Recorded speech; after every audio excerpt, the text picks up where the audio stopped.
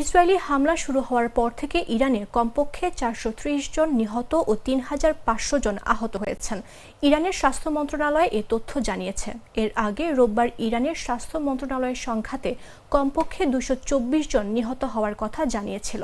তবে একটি মানবাধিকার গোষ্ঠী শুক্রবার 657 জন নিহতের তথ্য জানায়। ইরান সহজে পিছু হটবে না ও চলমান সংঘাত দীর্ঘায়িত করে তার চিরশত্রু ইসরায়েলের আরও ক্ষতি করতে চায়। মার্কিন সংবাদ মাধ্যম CNN এর কাছে এমন মন্তব্য করেছেন নিরাপত্তা বিশ্লেষক আফশন উস্তভার। তিনি বলেন, ইরান চাইলে এই সংঘাত দীর্ঘ করে তুলতে পারে এবং ইসরায়েলের জন্য এটিকে আরও ব্যয়বহুল করে তুলতে পারে। ক্যালিফোর্নিয়া ভিত্তিক নেভাল পোস্ট গ্রাজুয়েট স্কুলের সহযোগী অধ্যাপক উস্তভার বলেন, ইরানের দৃষ্টিকোণ থেকে এখন তাদের হারানো কিছু নেই।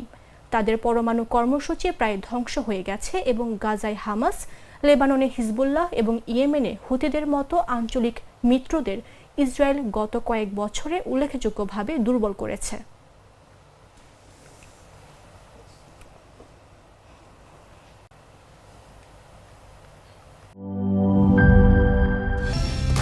কালার এক্সপার্ট, জর্জ স্যাপ এবং মাইল্ড অন হ্যান্ডস টেকনোলজি সমৃদ্ধ অরিক্স ক্রিস্টাল ওয়াশ আপনার লন্ড্রি এক্সপার্ট।